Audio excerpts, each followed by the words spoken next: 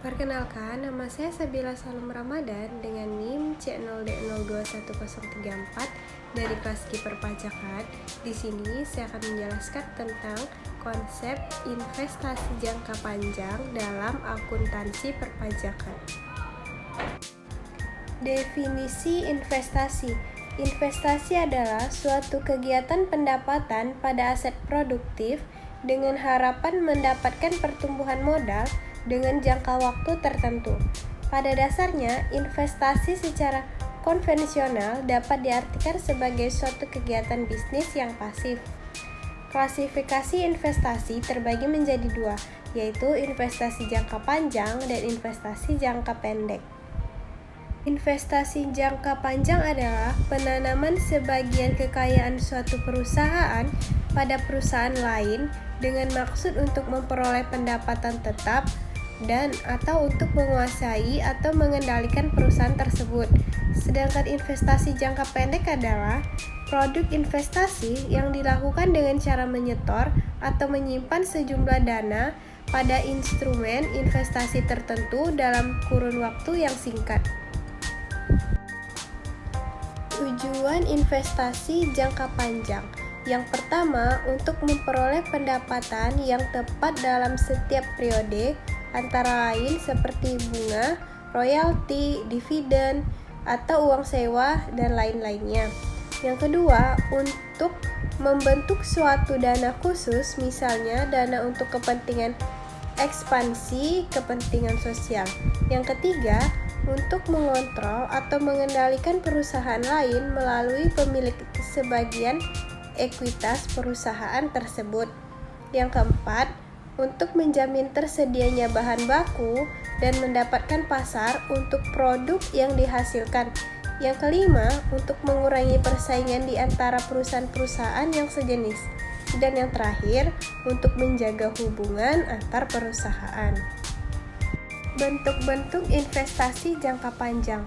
Ada banyak pilihan bagi perusahaan untuk menetapkan bentuk investasi jangka panjangnya. Ada perusahaan yang memiliki investasi pada tanah atau bangunan, bukan untuk operasi perusahaan, melainkan untuk investasi properti. Ada juga yang memiliki investasi dalam bentuk tabungan atau deposito, atau pilihan investasi yang lain yaitu pembelian saham atau obligasi. Apabila dibandingkan, kedua bentuk investasi tersebut mempunyai kelebihan dan kekurangan masing-masing. Investasi dalam saham. Investasi dalam bentuk saham merupakan pembelian atau penyertaan atau kepemilikan perusahaan lain dengan tujuan untuk memperoleh pendapatan yang berupa dividen. Keuntungannya bisa berupa kontrol manajemen, yaitu hak menentukan kebijakan atas perusahaan yang dibeli. Kontrol manajemen capital gain merupakan keuntungan yang dikenakan objek pajak terdapat dalam Pasal 4 Ayat 1 Undang-Undang PPh PP nomor 14 tahun 1997 dan KMK 282/KMK 04/97. Besarnya PPh yang dipungut dari transaksi penjualan saham di Bursa Efek ditentukan atas penghasilan yang diterima atau diperoleh oleh OP atau badan dari transaksi penjualan saham di Bursa Efek.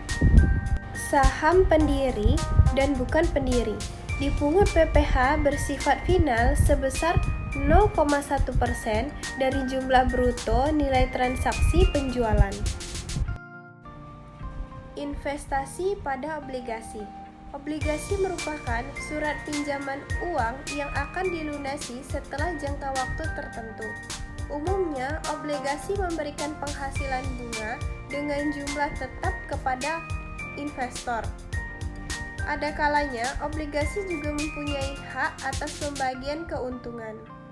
Kalau diterima oleh pemegang obligasi yang berbentuk badan dengan karakterisasi sebagai dividen, bagian keuntungan yang diterima itu tidak dikenakan pajak.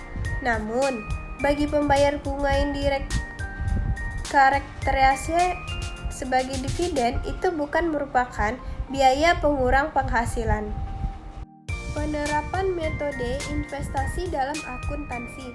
Pengertian atau definisi dividen menurut pajak penghasilan terdapat dalam penjelasan pasal 4 ayat 1 huruf G Undang-Undang Nomor 7 Tahun 1983 sebagaimana telah diubah dengan Undang-Undang Nomor 17 Tahun 2000 selanjutnya disebut Undang-Undang PPH. Dividen yang bukan objek pajak, dividen sebagai objek pemotongan PPH pasal 23, dividen sebagai objek pemotongan PPH pasal 261. Apabila WP investor menggunakan metode biaya menyertaan pada investe kurang dari 20%, maka wajib pajak investor tidak perlu melakukan koreksi fiskal. Kemudian, penghasilan dividen dipotong PPH pasal 23 oleh investi dan atas penghasilan dividen ini dilaporkan dalam SPT tahunan PPH investor sebagai objek pajak penghasilan. Definisi kewajiban atau utang jangka panjang. Utang jangka panjang adalah kewajiban yang harus dibayar dan dilunasi dalam tempo waktu yang relatif lama. Bisa mencapai satu periode akuntansi, 1 tahun atau bahkan lebih.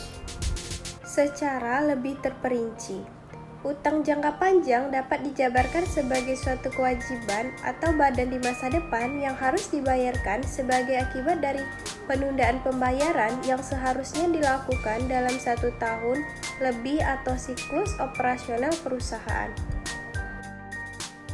Jenis-jenis utang jangka panjang terbagi menjadi 4. Yang pertama, suatu transaksi utang disebut sebagai utang jangka panjang apabila memenuhi ketentuan-ketentuan sebagai berikut. Penerimaan utang mampu menjaga tingkat modal minimalnya. Yang ketiga, penerimaan utang menyerahkan aktiva tetap sebagai jaminan kepada pemberi utang. Dan yang terakhir, penerimaan utang tidak diperkenankan untuk menjual piutang untuk mendapatkan uang tunai. Resiko utang jangka panjang terbagi menjadi 3. Yang pertama, tingkat suku bunga pada utang jangka panjang baik hipotek maupun obligasi cenderung lebih rendah dibandingkan dengan jenis utang lainnya. Selain itu, jika dibandingkan dengan dividen yang harus dibayarkan perusahaan kepada pemegang saham, bunga obligasi juga lebih rendah. Dan yang kedua, mengurangi beban pajak. Karena bunga utang atau pinjaman merupakan biaya yang dibebankan kepada perusahaan. Oleh sebab itu, biaya bunga utang jangka panjang ini akan mengurangi pendapatan dan beban pajak. Dan yang terakhir, pemberi utang jangka panjang tidak memiliki hak suara dan otoritas dalam kebijakan dan operasional perusahaan. Artinya, memberi utang hanya berhak untuk menyimpan jaminan selama berlangsungnya jangka waktu utang, tetapi tidak memiliki hak untuk melakukan intervensi terhadap urusan internal perusahaan, baik dalam menentukan peraturan, kebijakan, maupun strategi perusahaan. Pencatatan PPH pasal 4 ayat 2 atas utang obligasi. Definisi, bunga obligasi adalah imbalan yang diterima atau diperoleh pemegang obligasi dalam bentuk bunga dan atau diskonto. Obligasi adalah surat utang dan surat utang negara yang berjangka waktu lebih dari 12 bulan. Pemotongan pajak penghasilan dilakukan oleh yang pertama, penerbit obligasi atau emiten atau custodian selaku agen pembayaran yang ditunjuk. Dan yang kedua, perusahaan efek, dealer atau bank selaku perantara atas bunga dan atau diskonto obligasi yang diterima atau diperoleh penjual obligasi pada saat transaksi.